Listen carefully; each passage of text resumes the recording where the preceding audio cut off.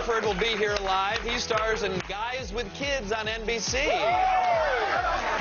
later, Matt Meyer reviews the new iPod Touch. Wow. All going to be very exciting. iPod Touch. That's cool. What did you do yesterday? Anything fun? Did you watch the debate like all of America? I did. I watched the debate. Did you watch the debate? I listened to the debate. What do you mean? On the radio. People don't know this, but when I go home from here, it's 1925. Oh, no TV? I don't do TV. I do radio. You just sit patiently next to it, waiting for the ding-ding-dong. I sit next to the box, and I listen to it. And what do you think of all the debate stuff? Do you get it on? Do you get a little riled up over it, or what? Yeah, and I get really anxious. And bottom line, I just wish that they would get in a ring together and just fight it out. Old-fashioned. Duke it out. Old-fashioned duel. Yeah. And the winner is who's left standing. Yeah. You know what? What if for this show they wanted to decide who should host the rest of this show, and they put us in a ring? I would kill you. Who would win? I think you would win. I think. Do you see these Oh my God! You would win. You are the. You win. That's right. Do it. Am I what? Do it. Do it. Don't do it. Don't do it. Why should she do it? I won't do it. Is a knife. Yeah. You would hit me. The cameras would turn off, and then I would try to electrocute you in the surge protector down below. Stop hitting me. That's not muscle at all. It's not. It's not. I'm sorry. Okay. That hurt. Time now to run down the top things on the web. My arm is killing me. We're going around the net.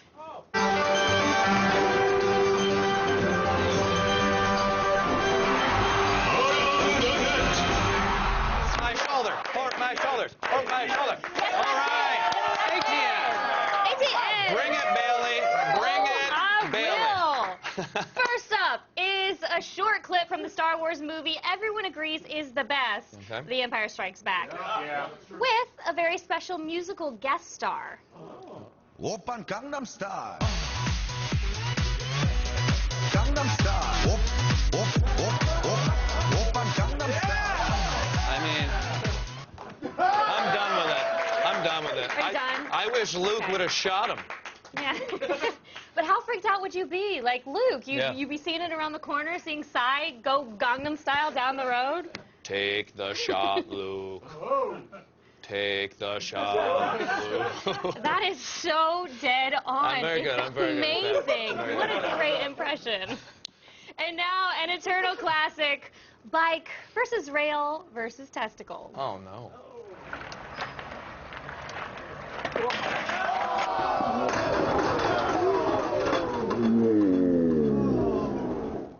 Oh, my God. That guy has a lot of balls. Seriously, his balls broke into several different pieces, so he has a lot of shattered balls. Yeah. Have you ever hit that region really, hit. really hard? Or have you, like, straddled anything? I don't do a lot of straddling. No? No? Weird. I don't know why. My soccer coach told us we were supposed to block shots with our body, and then one time I blocked and it hit me there. Wait, someone hit you, no, or the just the ball? at a high velocity, and then then I switched to tennis. But aren't balls still coming at you at tennis? They're smaller, they're felt. It's not as hard. So hard. It's not as hard. There's not a massive target there in the first place, but I don't have to tell you that. That's true. Yeah! And finally, the only silver lining from this German pool party is that global warming may not have ruined Europe yet. Mother goat, and my new band is called Sis-Kill.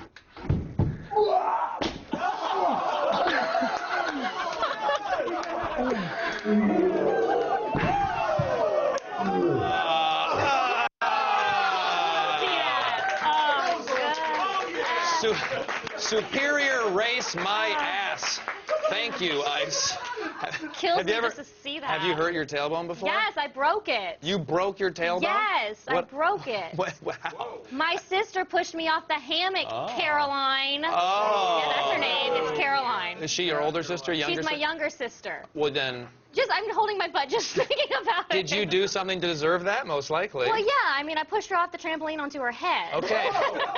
She lived. She's fine. But this is what I can't stand about, older siblings. You hurt her on her head. That was the only time I ever hurt my sister. The only time. I am a great older sister. Yeah, it Have you sounds ever like hurt your tailbone? I hurt my tailbone at a hockey game, but it wasn't. What happened? I fell when someone scored a goal. And then we got excited, and then I fell on my tailbone, and it's hurt for the next 12 years. And let me guess, you didn't wear the donut. I was not wearing the donut. I didn't wear the donut either. That's Who wants to carry a big donut around with them to school and have to sit on it and be like, hey guys, I hurt my tailbone. Not when me. you hurt your tailbone, you have to talk like that as well. Hey guys. All right, well that's all the and there ain't no mo. Okay. All right. Still ahead, the end of the world is here, and the proof may just be in your backyard if your backyard is Yellowstone Park. Then today's Gadget Prawn is the newly refreshed iPod Touch. Matt Myra gets his fingerprints all over it in just a bit. Yeah. Donut, a big donut. Feel it.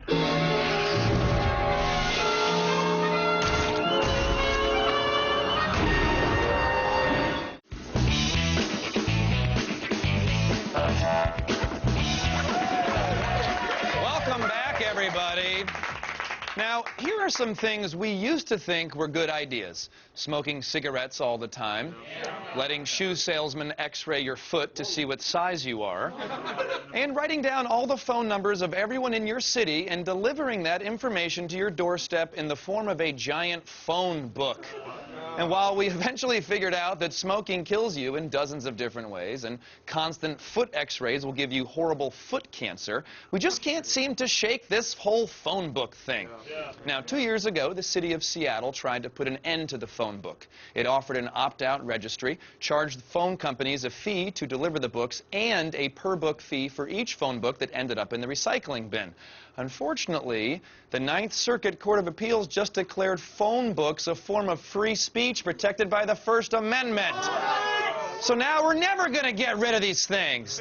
Do you know what I would rather find on my doorstep than a phone book? How about a dead hobo, an abandoned baby with DNA records proving my paternity, or even a flaming cross? Because at least someone could come and take those things away. Look, phone companies, I did about 20 seconds of thinking, and I solved this problem for you. You're the phone company, right? So you know who has a landline and who doesn't. Why don't you check your list and just send the phone book to all the grandmas and poor people who can't afford a bitchin' new smartphone? Oh, right, because you're the phone company and you can't do anything right. This makes me so mad. I could tear a phone book in half. This is how angry I am that a phone book was handed to me and I'm going to tear it in half. Here's how you do it. Here's the trick. You gotta bend it. You need to get a crease going. Once you get a crease going, then you can do the... You know what? Forget it, okay? I'm just going to set it on fire during the commercial break. I hate you, phone book. My heart rate is rising. IO9.com recently highlighted the extinction dangers humanity faces. Now, they range from alarming but boring ones like sensitive amphibians are croaking, ocean acidification, and the growth of invasive species. But things get sexy and positively Michael Bay-esque when discussing my personal favorite from the list, supervolcano. Like the same one that wrecked Anne Heche's career. The coast is toast. And guess what, everyone? It's right in our backyard.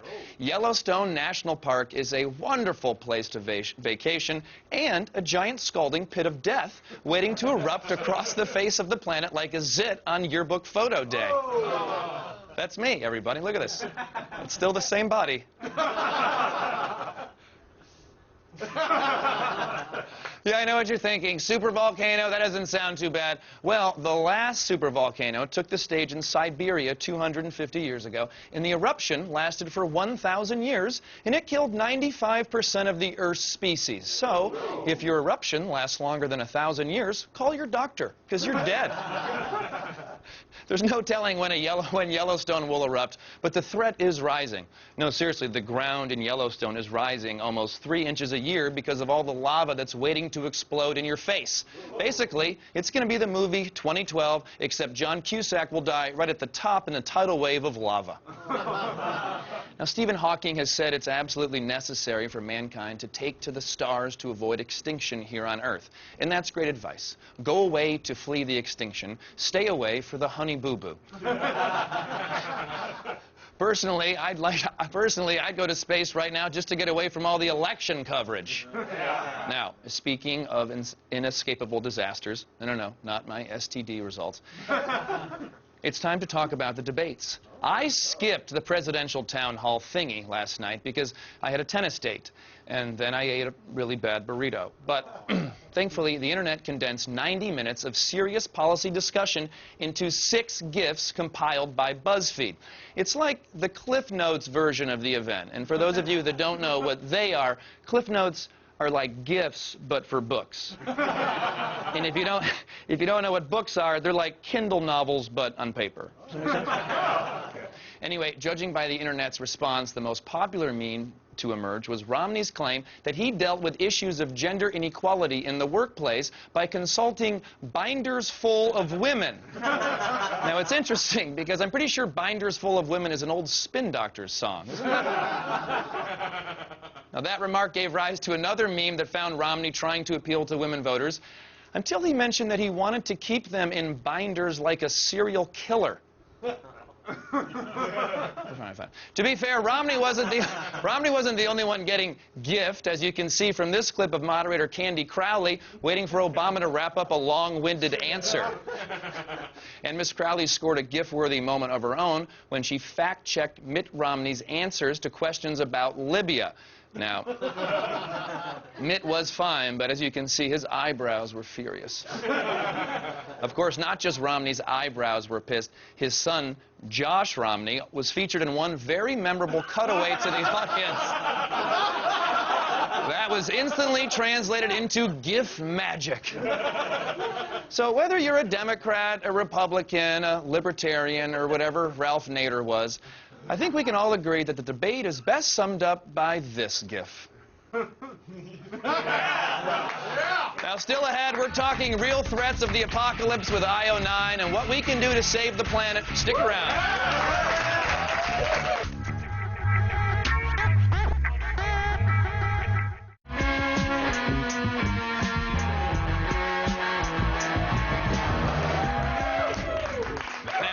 Before the break, I tried to LOL at the end of our world, but running the Earth is serious business. Joining me now, the editor-in-chief of IO9 and author of the upcoming book, Scatter, Adapt, and Remember, How Humans Will Survive a Mass Extinction, Annalee Newitz. Welcome, Annalee. Hey, thanks for having me. Of course. Now, we were just talking about these 7 signs of extinction you recently report on IO9. Let's start with the basics. What qualifies as a mass extinction? So generally, a mass extinction is when 75% of all the species on the planet die out in a period of less than 2 million years, which sounds long, but in geological time, that's actually quite short. And we've had 5 of these events in the past, half billion years or so. I mean, that's what scared the hell out of me. I was like, well, that's never happened before. We've had 5 of these. When was the latest one? Did I miss it? Was I asleep? What happened? The latest and greatest is the one that wiped out most of the dinosaurs. So remember the whole meteorite hitting the Earth? There were some super volcanoes in India. It was a rough time, and that was about 75% of the creatures on Earth died out at that point. So now, including dinosaurs. Yeah, and I miss them. Aside from volcanoes in Yellowstone Park, another thing scientists are saying could cause an extinction is climate change. Is that for real? That's right. And actually, pretty much all 5 of those previous mass extinctions were caused by climate change. And the incredible thing about these megavolcanoes, which have been part of a lot of these mass extinctions, is that they actually cause climate change. You know, one megavolcano is kind of equivalent to 1 industrial revolution. You know, they pump a lot of greenhouse gases and toxins into the air, lots of carbon into the air, and that causes global climate to fluctuate. It can cause it to get very hot or very cold, and that's obviously not great for living things because we like temperatures to be kind of mild. So that tends to kill off a bunch of guys real fast. Yeah. Have you vacationed to Yellowstone? And if you haven't, would you? I would. I want to see it before the whole thing goes, right? You know, the ground is rising, so Right. get there where you can. Okay, so that's good. That's actually pushing tourism to Yellowstone. Now, why are acid levels in the ocean going up, and why is this so important and lead to possibly an extinction, acid levels in the ocean? So basically, it's a simple chemical reaction. When you're pumping a lot of carbon into the atmosphere, like we are right now with all of our fun with fossil fuels, that eventually gets back into the ocean and dissolves into the ocean, and it creates carbonic acid. And so that raises the acid levels in the water. And again, this is not great for living things, especially creatures like corals and shellfish, because of course they are using calcium to create their shells. And when acid levels go up, it's really hard for them to create those shells, so they wind up coming out with crappy shells or no shells at all. It makes them very vulnerable and they die. And then when they die, all the guys who eat them die. And so that's how you get a mass extinction. You get these knock-on effects where like a bunch of guys die, all the guys who eat those guys die, all the guys who eat those guys die, and then you're looking at 75% of those species going extinct. Then we all die. Yeah. Which Great leads, chain of death. chain of death, which leads us to talking about your upcoming book. You wrote that humanity might not be doomed, which is actually a nice sign of optimism. But do we need to leave the planet like Stephen Hawking suggests? Yeah, and that's actually one of the things I talk about in my book. This planet, I mean, it's great, you guys, but it has a history of blowing up. Okay. It gets hit by meteorites on a regular basis. Okay. And it's vulnerable to a lot of other problems, too. So if we want the human race to survive for another 1,000,000 years, which I think is a reasonable amount of time, then we've got to have cities on other worlds, halo worlds, get the heck off this planet. You know, you can stay behind if you want, but we need other options in order to survive. It's a dangerous rock here. It's deadly. I'm going to sleep great tonight, but tell me, look, I can't go to Mars right now or tomorrow. What can I do? What can we do to prepare for this mass extinction? Anything? Yeah, I mean, in fact, there's a lot of ways, big and small. A lot of people right now are working on the idea of making cities more resilient against disasters in the future. And what I think and what I found in researching my book was that there's a lot of work that you can do just by making your city more sustainable. Remember, a lot of these mass extinctions come from climate change. And so to the extent that we can prevent all that carbon from being in the environment and changing the climate, we can actually make a big difference. So having alternative energies, more sustainable cities, cities that are more robust against disasters like earthquakes. And, you know, if you're worried about a mega volcano, it doesn't hurt to build a nice underground city, too. Well, I think that's what I'm going to take away from this and start construction of my underground city tomorrow. Thank you very much to Annalee Newitz from IO9. Pre-order her book on how humans will survive a mass extinction at Amazon now, with the Twilight Zone ending as it will arrive after we're all dead. And now let's see who Jessica Chobot's been stalking at New York's Comic-Con. Sure, New York Comic-Con is full of cool comics, collectibles, and costumes, but sometimes you need to sit back, chillax, and watch some quality television. Let's see what's showing at the con.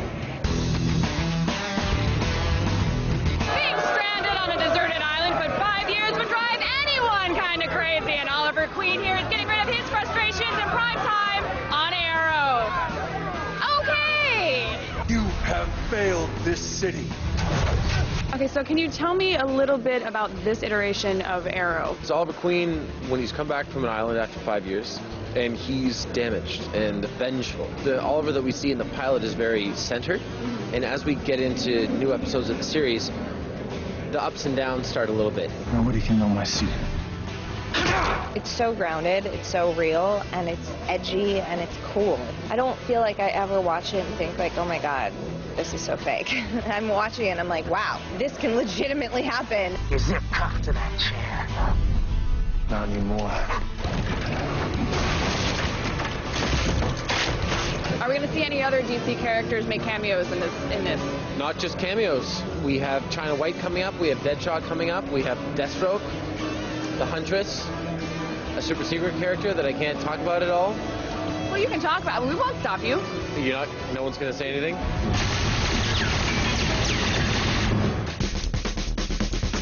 You know what comic fabricates an FBI manhunt, sleeping with the serial killer's wife. But that doesn't dissuade Kevin Bacon in the following. Oh my God, they're using so much tongue, I'm kind of embarrassed. Your being here may raise some eyebrows. That book you wrote.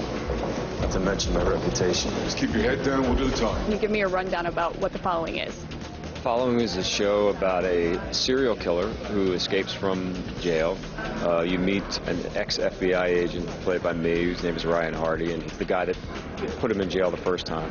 And they kind of pulled me out of forced retirement and asked me to help with the case. And I find him.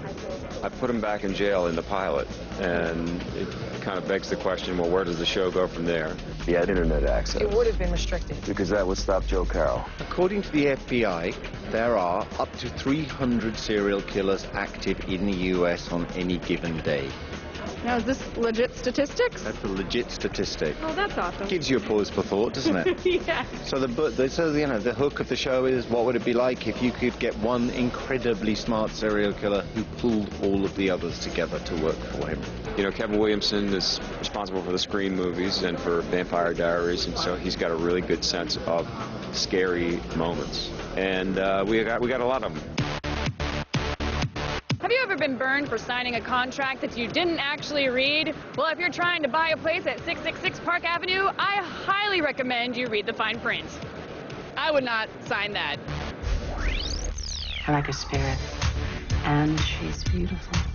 So why is escrow the perfect place to sign away your soul? Is this a commentary on the situation we're finding ourselves in? In Manhattan real estate, absolutely. It's a perfect opportunity as a device for people who want to be in a fantastic building called the Drake and to sign their lease and sign a contract. What better way to start a show? You wanted to be with your wife. I made that happen. Is it fun to do horror genre? I don't consider it horror. I just consider it drama. I never enjoyed being stressed and scared watching stuff, but so I much prefer to do it. Yeah, and it's fine to do it as long as when they call lunch, you don't have a spear in the front and out the back. They're never gonna let you go. The show is about expectations and ambitions, but also the results and the downside of being able to get all your desires. Just because it's 666 doesn't mean that Gavin is the devil and we're not dealing with any church issues. It's pure suspense. Another good lineup here at New York Comic Con. Thank God for TV. I'm still looking for something impressive around here, though. Please keep your distance from Bain Capital, ladies and gentlemen. Please keep your distance, sir. Thanks, Jessica. Tomorrow she's checking out the freakiest films at the con, including Carrie and Evil Dead. But right now, it is time to start the feed. All the news you need to know. It's Wednesday, October 17th, and here are your top stories. Yesterday, I told you about Verizon collecting and selling your personal data, and today, more unsettling news broke that MasterCard and Amazon are watching you too.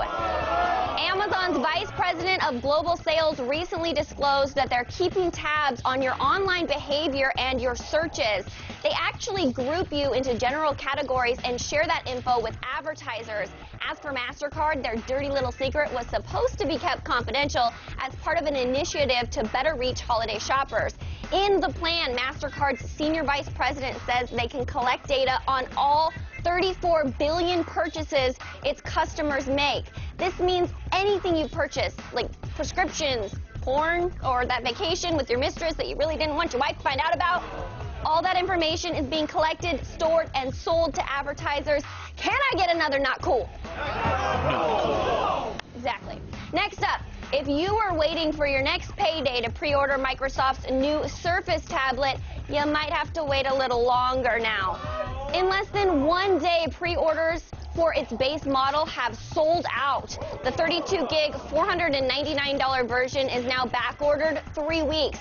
So if you want one, you have two options. You can wait in line for when they hit stores on October 26th, or shell out some extra bucks and pre-order fancier models for up to $700. Now it's time for everyone's favorite part of the day. It's the Entertainment Roundup. Yay! First, R. Kelly is trapped in the closet again. Yep.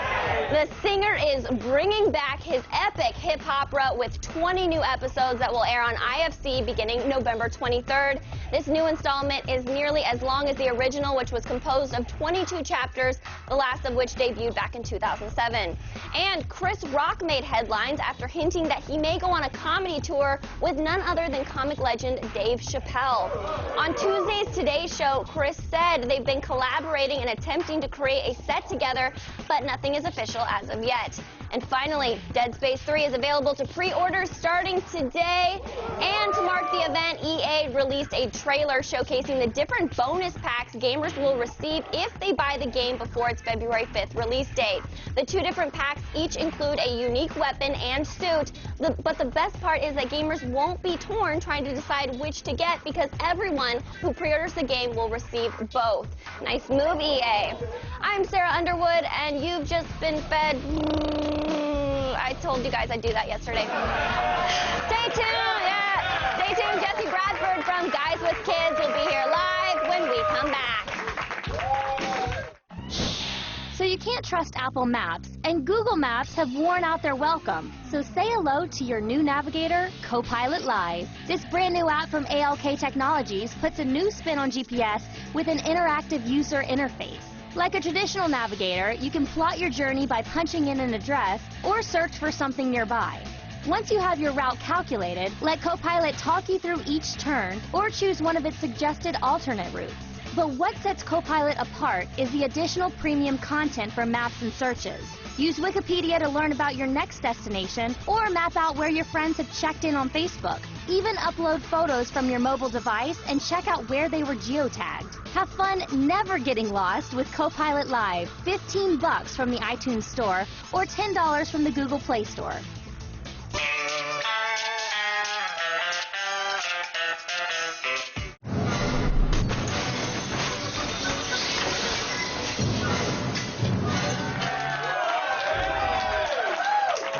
With Kids star Jesse Bradford shows what it's like to be a divorced guy with a baby. I'm guessing miserable?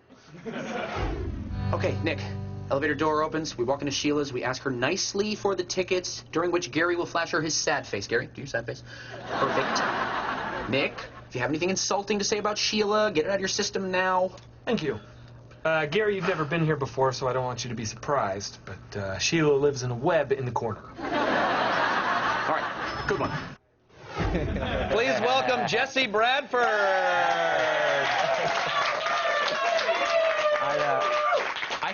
I had not seen that yet. You haven't so seen that that was yet? cool to see that. So yeah. are you happy with your acting after seeing that? Yeah, you know. I mean, I thought it was hilarious. But you must be harder on yourself, right? Yeah, I try to forgive myself for my trespasses, generally speaking. Okay. But yeah, that was fine. That was cool. It was a funny scene. I can tolerate that. That's one of the few scenes in Guys with Kids without your co-stars, your babies. Yeah, What is it like to be working with a baby all the time? It's like a weird baby circus. Okay.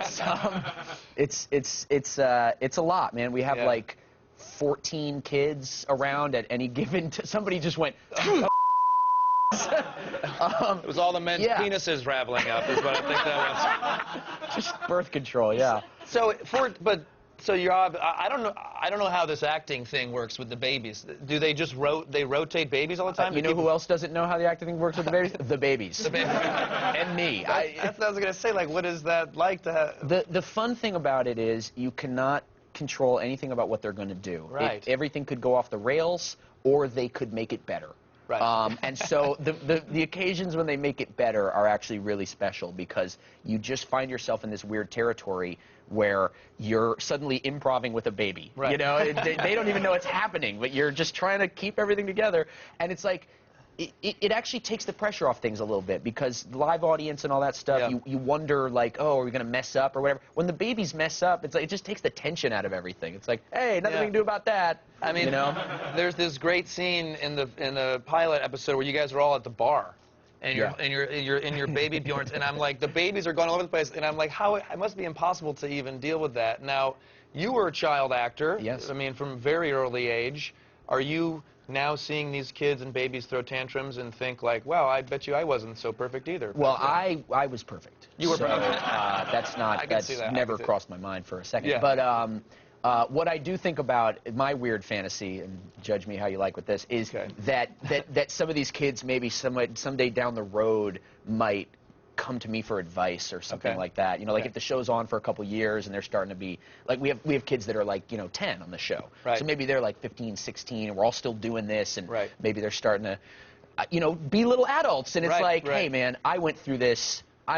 Maybe I have some advice to offer. I like that idea. I mean, I think that's a nice idea. This show is in front of a live studio audience. It is, very much so. Do you have a lot of theater background? No, I have like zero theater background. Okay. The closest I've come is that I played Toto in The Wizard of Oz when I was in 4th grade. Yeah.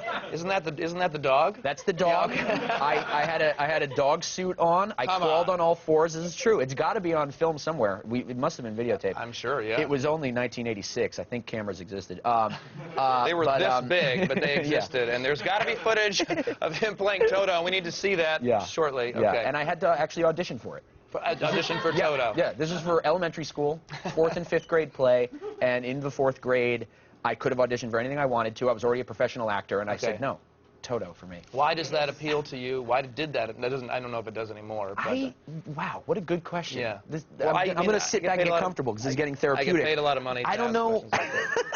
I don't know why I wanted to play Toto, man. I didn't want to play the Scarecrow. I didn't want to play the Tin Man. I didn't want to play the Lion. Yep. I was like, you can play Toto? In. And you got it. And I got the job. Yeah. From what I hear, you stole the show.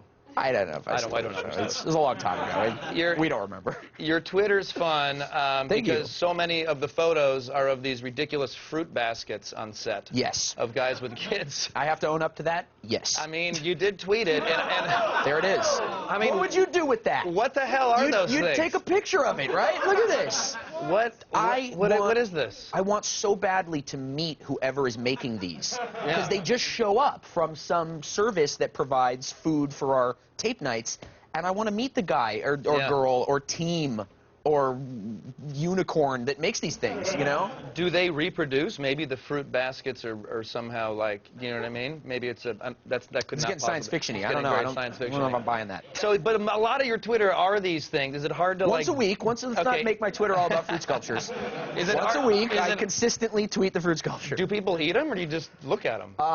Okay. There's fruit all around that you're supposed to eat, right? But I have, at this point, it's becoming such a thing that, and also the watermelon's always first thing to go. So when they're made of watermelon, I will take a spoon and start scooping away and just because let them fire me. They can fire me if they want for scooping watermelon. I don't care. If that's how I go down, that's how I go down. His acting was perfect, but he ate too much watermelon. I don't think it's going to happen. So what I keep meaning to do is take like a before and after picture of the scooped out shell of what it was. But I figure it's fruit art. It can't last forever anyway. So why not destroy it?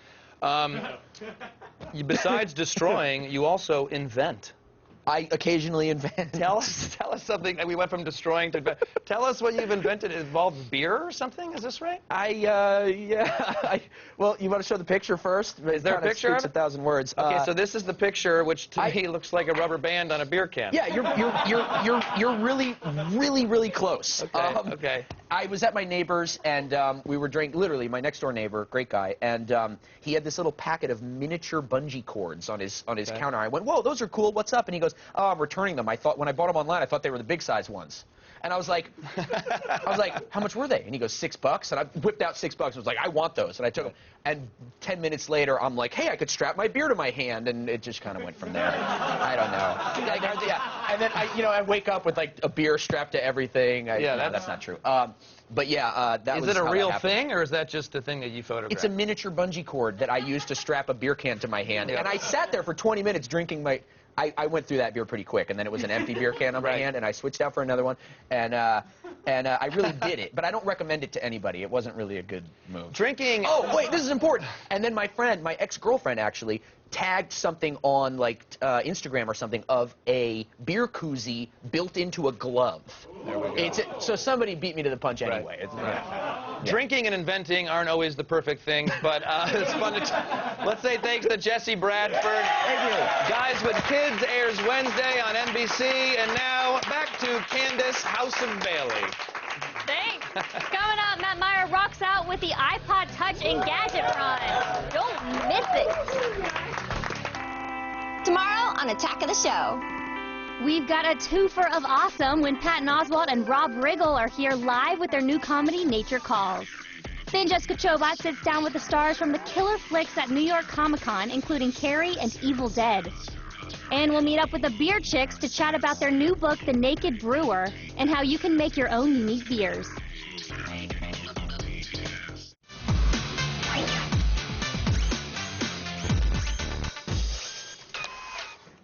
Hey, it's Matt Myra.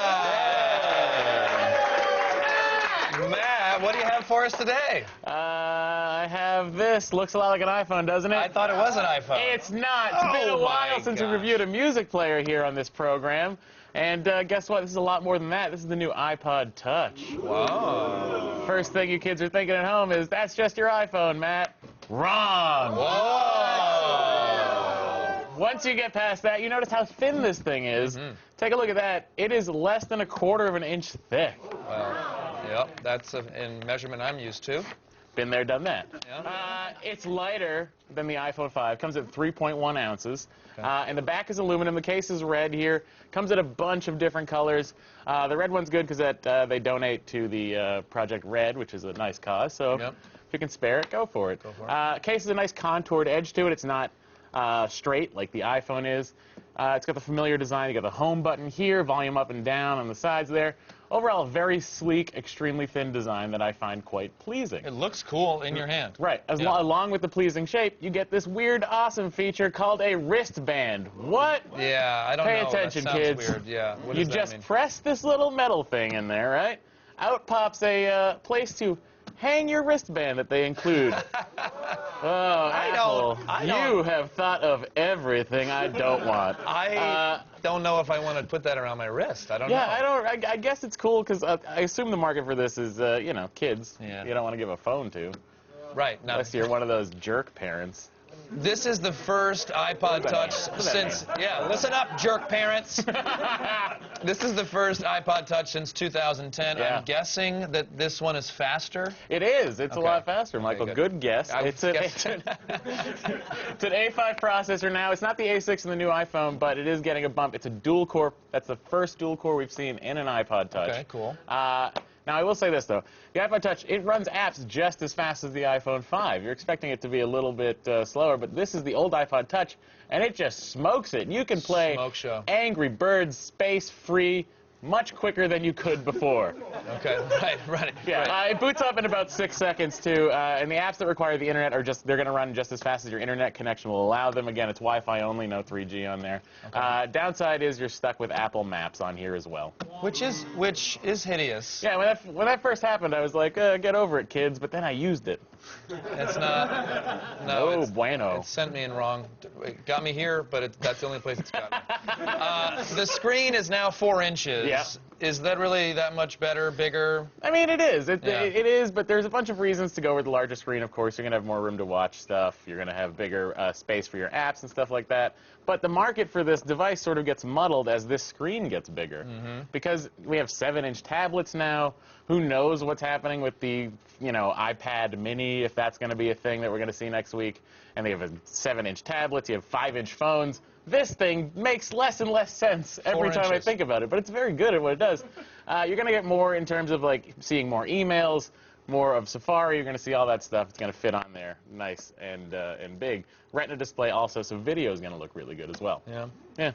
Well, speaking of pictures, this actually has a fancy new camera on it. It does. Am I right? Is that cool? Is it not cool? It's actually pretty good. I was pretty happy with it. There's an improved camera on here. You're going to have the front-facing camera. It's a 1.2 megapixel camera. You can shoot 720p video, so you can actually FaceTime. That's fun. I like to do FaceTime. Yeah, you got the Wi-Fi at the Starbucks, and I won't look at you weird.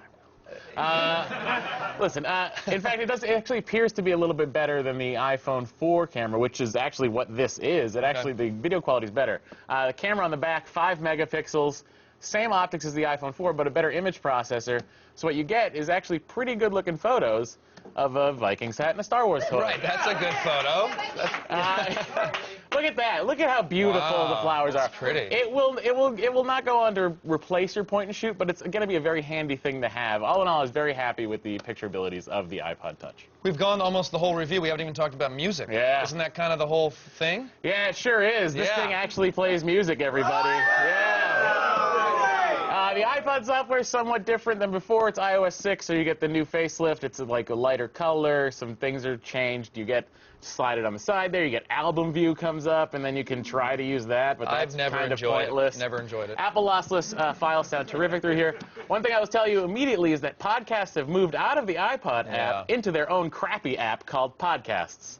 It's a terrible app. If you've ever tried to use it, you know that it will crash like nobody's business. If you're trying to stream something and then you try to do something else, it decides you no longer want to listen to the Nerdist podcast.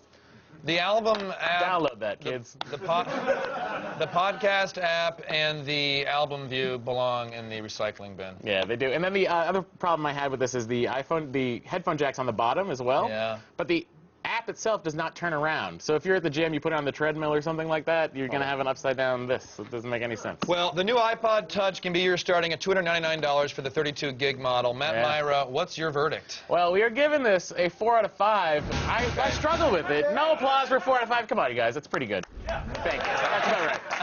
It's a huge update for the iPod Touch. It's a great design, and it's really the best MP3 player out there. But my problem with this is, what are you going to do with it? It's sort of this middle-of-the-road device. It's got a great camera on it, too, but what's happening? There's an iPad Mini coming out. I don't know what you want to do with this. It's $299. iPad Mini's supposed to be $249. Challenging times, challenging times. Let's say thanks to Matt Myra. That's it for today's Gadgetron. If you have a gadget you would like to see us rate, email us at gadgetron@g4tv.com.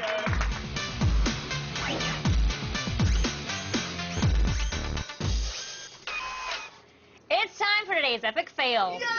Now, parkour is a young man's game, hopefully a young man who has health insurance.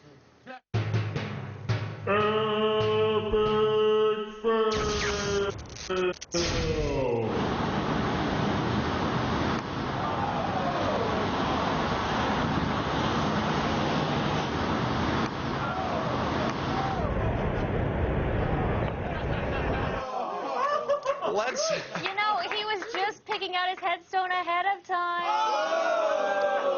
4 out of 5 dentists agree parkour is great for business.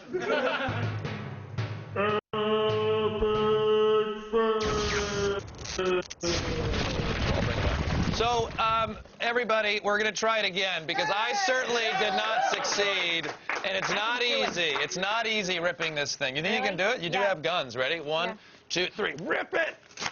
Oh, come on! Candace is... How is she able to do this? It's actually hurting me. It's actually hurting. It actually hurts me. It actually hurts me. You know what? Screw this. This is why I hate these things. This and that Best Buy worker from yesterday I want to rip in half. Screw that handsome man. This is great. This is great. Oh, wait. Why is... Oh, look at an that. escort service. Thanks to Jesse Bradford, Matt Morris, and Annalise Newman. Good night, everybody. I'm going to go call this number. Excuse me. Excuse me. This is very difficult. Hello. Hello. Yeah, hi. Do you